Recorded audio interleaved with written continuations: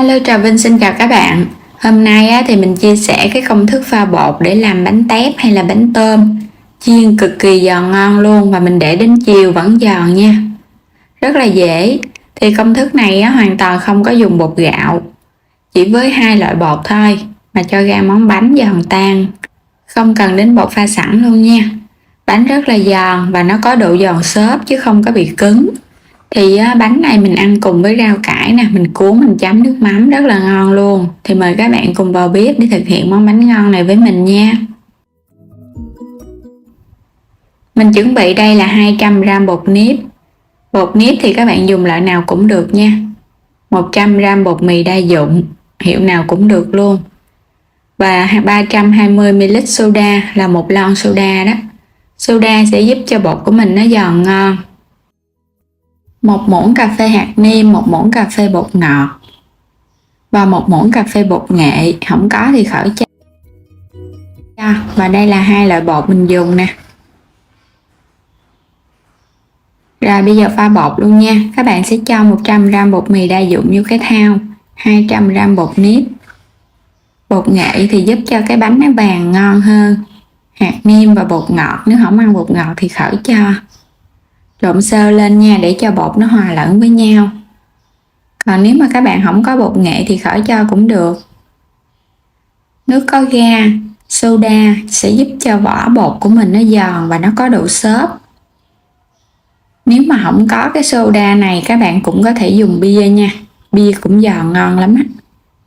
Rồi mình trộn đều lên cho phần bột của mình nó hòa tan. Thì bột này mình pha nó sẽ có dạng sệt nha, không có bị lõng. Tại vì chút mình còn cho tép và khoai lang nữa. Các bạn trộn đều lên để cho phần bột nó tan kỹ.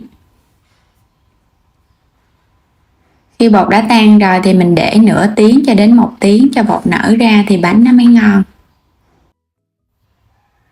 Và đây là phần củ cải. Củ cải này thì mình ngâm với nước muối khoảng 15 phút cho nó dịu lại nha, rồi các bạn xả sạch. Xong rồi mình cho vào đây 1 giấm. Giấm này mình dùng giấm gạo 5%. 1 đường luôn.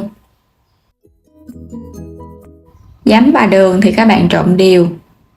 Thì mình để khoảng nửa tiếng là nó ngấm là mình ăn được rồi. Tiếp theo thì mình dùng tỷ lệ 1 nước mắm, 1 đường. Giấm thì theo độ chua nha, hoặc là chanh, tỏi, ớt băm. 300ml nước dừa tươi hoặc là nước lọc cũng được, và ở đây mình nấu cho nó sôi lên. Rồi các bạn sẽ cho hết lần lượt nè, nước mắm, đường. Nếu mà pha nhiều thì các bạn cũng pha với tỷ lệ này. Giấm 5% thì mình cho vào đây 2 muỗng canh dung. Nước dừa tươi còn nóng nè, mình cho vô luôn để hòa tan phần đường. Khuấy đều lên nha, cho nó nguội, hãy cho tỏi ớt băm vô. Tiếp theo thì mình dùng 2 củ khoai lang, gọt sạch vỏ, các bạn ngâm trong nước chút xíu cho nó ra chất mủ. Vài cái cọng hành lá, 50g đậu xanh mình đã hấp cho nó chín lên. Và đây là tép nè. Thì mình dùng cái loại tép xong các bạn. Tép đất thì ăn nó ngon hơn. Nếu mà không có thì các bạn dùng tép thẻ cũng được, không sao. Khoai lang thì mình sẽ bào sợi ra. Khoai lang hoặc là khoai môn, tùy theo sở thích. Bào xong rồi quay trở lại phần bột, mình để được nửa tiếng. Bây giờ các bạn khuấy đều lên nha, cho bột của mình nó đều trở lại. Và để cho bột của mình nó tăng thêm độ giòn cũng như là nó khử cái mùi của bột đóng gói thì mình cho vào đây 1 muỗng canh giấm. Giấm các bạn cho vô thì bột của mình nó giòn lắm. Và khi mà mình chiên lên nó không có nghe được cái mùi bột đóng gói, nó bị hôi bột Xong rồi mình hãy lấy tép mình cho vô, cho hết toàn bộ phần tép vô. Bắt đầu chiên thì các bạn hãy cho tép và khoai vô nha. Đừng có cho vô sớm, nó cũng dễ bị ra nước nữa đó. Xong rồi các bạn cắt thêm hành lá cho vô nha. Cho hết phần đậu xanh đã chín vô luôn. Rồi bây giờ mình trộn đều lên. Hòa tan tất cả các nguyên liệu vô trong cái nước bột này thì bột của mình nó sẽ lõn ra bớt Xong rồi nè, trộn đều lên là đi chiên rồi đó. Khoai lang thì các bạn cho vô từ từ. Mình múc, mình chiên bớt rồi mình hãy cho khoai vô tiếp nha. Đừng có cho vô một lần nó cũng bị ra nước. Chuẩn bị cái chảo dầu thì mình cho dầu hơi nhiều một chút, chiên bánh nó mới giòn và nó nhanh chín. Dầu đã sôi á, các bạn hãy múc bột mình cho vô nha. Múc bằng cái vá vậy nè thì mình cho vô cái bánh của mình nó tròn, khỏi cần phải cái khuôn. Và bột này á, các bạn làm bánh cống cũng ngon nữa. Rồi, mình để lửa vừa nha, mình chiên cho bánh nó chín từ từ, đừng có chín áp. Các bạn chiên vừa vậy đó, cho nó chín vàng. Khi mà bánh nó vàng đều vậy nè, thì mình thấy cái phần vỏ bên ngoài nó giòn lắm. Cực kỳ là ngon luôn, cái màu cũng đẹp nữa. Vàng đều, giòn rụm luôn. Vớt lên thì các bạn để cho nó ráo dầu nha. Và tiếp tục thì mình sẽ chiên lần lượt cho đến hết phần bột. Các bạn cũng chiên tương tự vậy đó, cho nó vàng giòn. Chiên xong hết rồi nè, bây giờ mình sẽ vớt nó lên để cho nó ráo dầu rồi mình cho qua cái mâm. Mình ăn kèm với rau cải các loại nè, và cải bẹ xanh, đồ chua, nước mắm chua ngọt. Bánh tép, một món ăn dân dã nhưng mà ăn ngon cực kỳ luôn. Nó vừa giòn vừa ngon.